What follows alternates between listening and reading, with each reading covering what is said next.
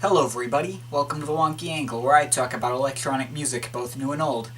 And today, I'm going to be talking about the third album from Aphex Twin, I Care Because You Do. So, Aphex Twin has unsurprisingly had a pretty good track record so far. Both of the selected Ambient Works albums are modern classics in my eyes, and they shot him to success. So, how would he follow up those two albums? Well, the first thing I noticed about this album back in the day was its album cover, which depicts a painting of Richard James himself giving one of the creepiest smiles you've ever seen in your life.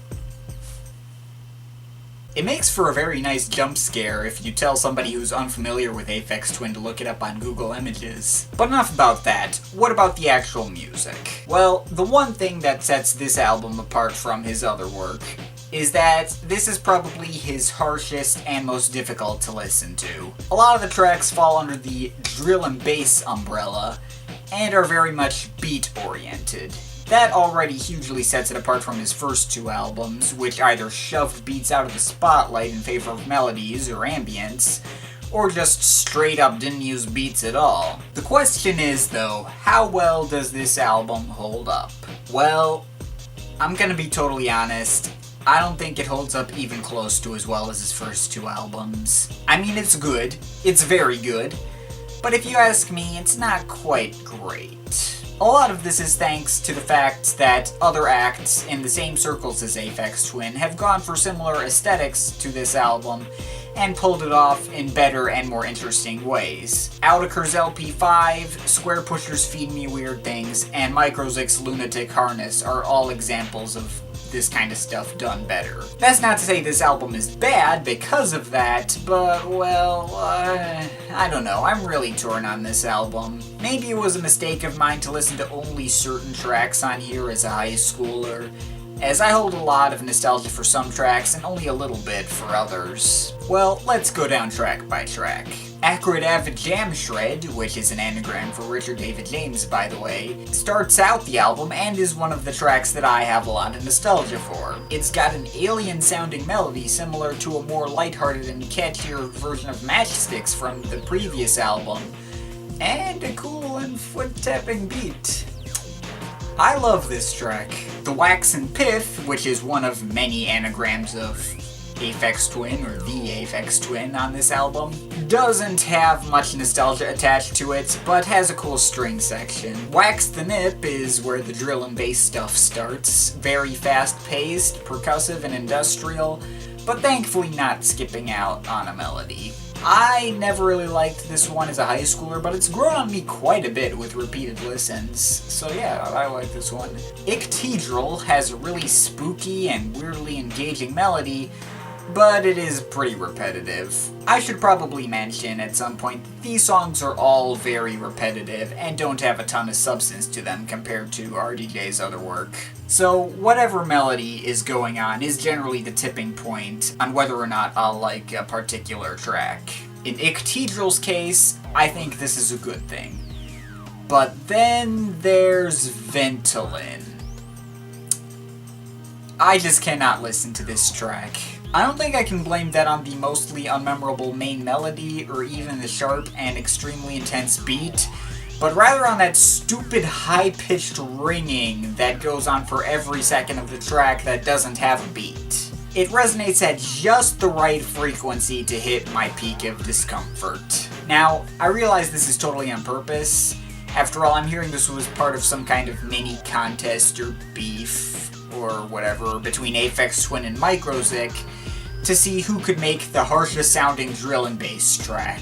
If the contest was to pick who came up with the harshest track, then yeah, RDJ wins. My guess is that Microzic's entry to the contest was Mr. Angry, which is also extremely loud, intense, and almost completely unlistenable.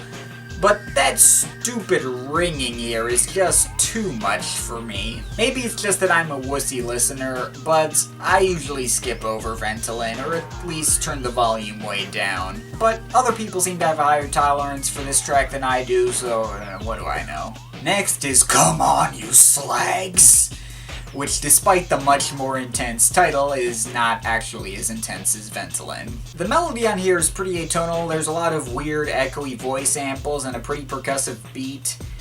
Admittedly not one of the more memorable ones on the album, but at least it doesn't give me a headache, so yeah, I like this one. Start As You Mean to Go On is somewhere in between Ventolin and Come On You Slags. More intense and harsher sounding than the latter, but not as much as the former. The melody on this track is almost like an afterthought compared to the beat, which just completely dominates everything. Finally, I get a break with Wet Tip Hen Axe, which is more along the Hedral lines, with a spooky and slightly atonal but still kinda catchy melody, and a refreshingly understated and kinda squirty beat. Mook is next, and this track has kind of a wintry but warm feel to it that kinda reminds me of the work of Metamatics, albeit not as catchy. I know RDJ did it first, but like I said, this stuff has been built on. It's a nice track, but not one of the more memorable ones. But now we get into my favorite stretch of the album,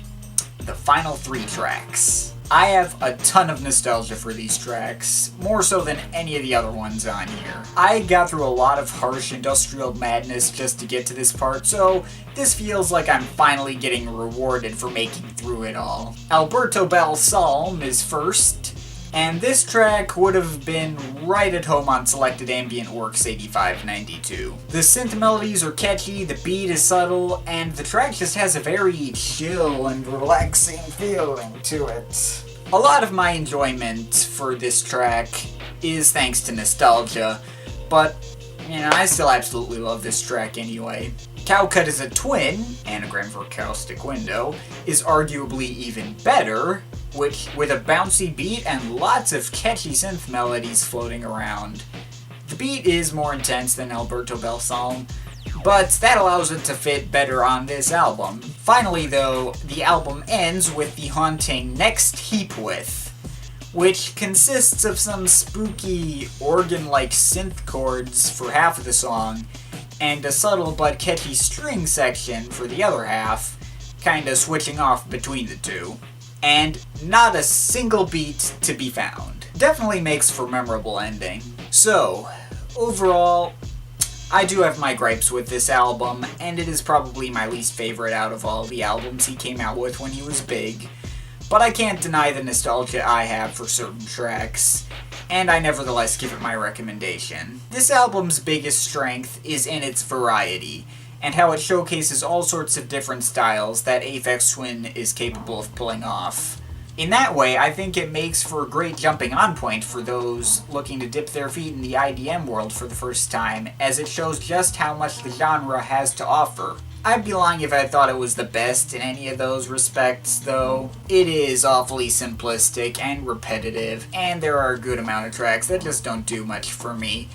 But I still say it's definitely worth your time, and I certainly see myself returning to it many times in the future despite my gripes with it. Overall, I'm feeling a 7.7 out of 10. Favorite tracks: Acrid, Avid, Jam Shred, The Waxen Pith, Wax the Nip, Icct, Wet Tip Hen Axe, Alberto Balsalm, Cow Cut is a Twin, and Next Heap With. Least favorite track, Ventolin. But of course this is just my opinion, you can feel free to disagree with it. But I'd like to hear your thoughts, so leave the comments in the comment thing. But yeah, that's pretty much it. That's all for today. See you next time.